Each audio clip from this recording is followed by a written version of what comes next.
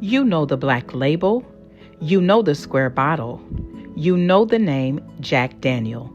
It is the best-selling whiskey on the face of the planet, an American icon of self-made success. We've been told the story of the young orphan who revolutionized an industry. But if you think that young boy invented the famous recipe, well, here's the truth. Jack Daniel didn't invent the whiskey that bears his name. He was a student, and his master was a man the history books tried to erase for 150 years. His name was Nathan Nearest Green. In the mid-1800s, in the hills of Lynchburg, Tennessee, a young orphaned boy named Jack Daniel went to work for a preacher and moonshiner named Dan Cal. Cal's whiskey was the talk of the county, but Cal wasn't the one at the still. Cal pointed the young orphan Jack toward an enslaved man who was hiring out his labor at the distillery. He told the boy, "Uncle Nearest is the best whiskey maker I know of. He'll teach you." Nearest Green wasn't just a laborer, he was the first African-American master distiller in the United States. He was the one who understood the chemistry, the temperature, and the soul of the spirit. Jack Daniel didn't just work with him, he learned the heartbeat of the mash from a master the world wanted to keep invisible. Now here's where it gets deep. What makes Jack Daniel's Tennessee whiskey, and not just bourbon, is a process called the Lincoln County process. This is where the whiskey is dripped, drop by drop, through 10 feet of sugar maple charcoal before it even touches the barrel. The industry will tell you that this was a Tennessee discovery. Well, here's the truth. The charcoal filtering technique has been traced back to West Africa. For centuries before the transatlantic slave trade, West Africans used coal to purify their water and their palm wine. Nearest Green didn't stumble upon this. He brought ancestral scientific knowledge from his heritage and applied it to American corn.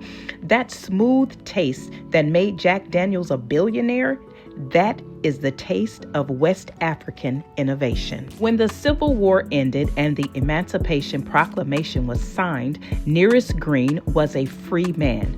At this point, most white business owners would have discarded their black teachers, but Jack Daniel knew he was nothing without Green's genius. When Jack opened his own distillery in 1866, he didn't just hire Nearest, he made him the very first master distiller.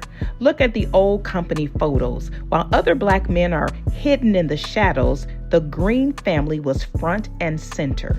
Nearest's sons worked right along with Jack.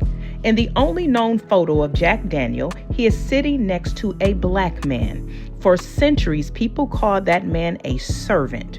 Well, here's the truth. That man is George Green, Nearest's son. He isn't serving, he's sitting in a position of authority at the heart of the business. So why haven't you heard this? After Jack and Nearest passed away, the story was mellowed out. As the brand became a global giant, the image of a self-made white pioneer sold better in a segregated America than the truth of a black genius mentor.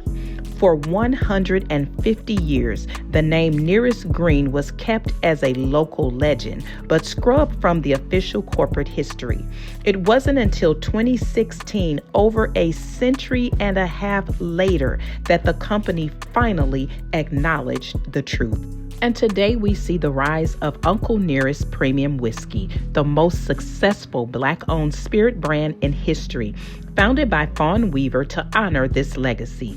It reminds us that every time you see that black label, you aren't just looking at American history, you are looking at an African legacy that was filtered through time but could never be washed away. Take 5 minutes today to learn the history behind the names that we think we know.